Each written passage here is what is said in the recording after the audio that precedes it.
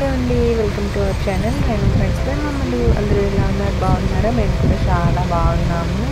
So ఈరోజు video ఏంటంటే వరలక్ష్మి వ్రతం స్పెషల్. మా ఇంటి వరలక్ష్మి వ్రతం ఎలా చేసుకున్నామో మీకు చూపిద్దాం అనుకుంటున్నాను.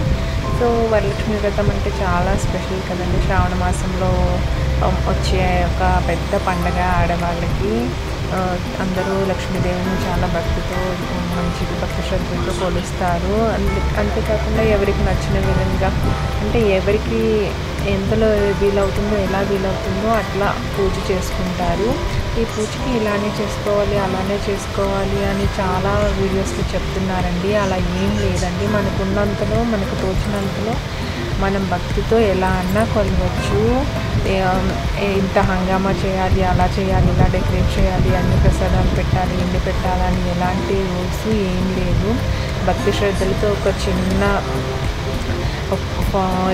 ఒక చిన్న పువ్వు లేక ఫలము, పుష్పము, తృణము అంటారు కదండి, అలా ఏది పెట్టినా కానీ దేవుడు స్వీకరిస్తాడు.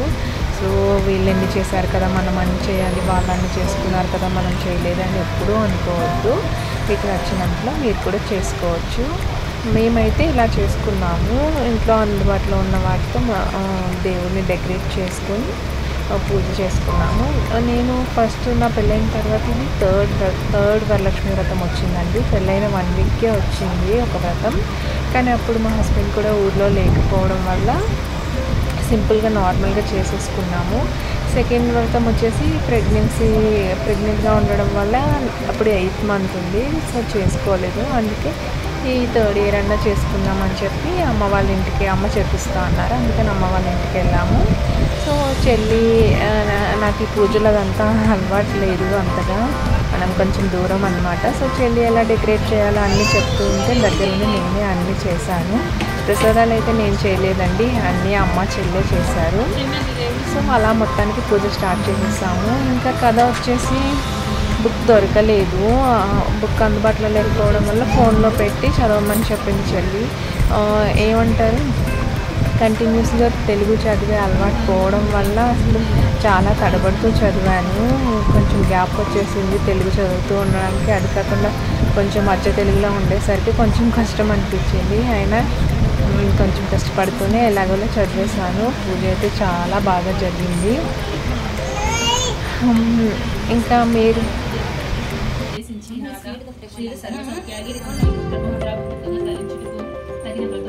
చెప్పండి.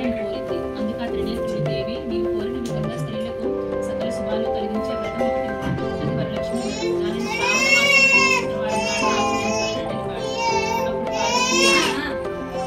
దేవా ఈ వరలక్ష్మి ఎలా చేయాలో వివరంగా చెప్పండి కోరింది. కాట్యాయని పూర్వకాలంలో మందదేశంలో ఆ పట్టణం బంగారు పుణ్యములతో రమణీయంగా. ఇంకా నేను పూజలో కూర్చున్నంతసేపు తీక్షణాన్ని చెల్లి వాళ్ళు ఎత్తుకున్నారు. తను మధ్య మధ్యలో ఏడుస్తూ ఉండింది. తనకు కొంచెం హెల్త్ కూడా బాగలేదు, ఫీవరిష్గా ఉండింది. ఇంకా రన్నీ నోస్ కూడా ఉండింది, ముక్కు ఒకటి కారుతూ ఉంది. సో ఇంకా తను అల్లరి చేయకుండా ఉండడానికి అని చెప్పి ప్రసాదాలలో ఒకటి అమ్మ ఏదో చేశారు, అప్పాలు, అది తీసిస్తే ఇంకా అది తింటూ కూర్చుంది. సో కొంచెం ఏడవకుండా కామ్గా ఉంది పూజ అయినంతసేపు.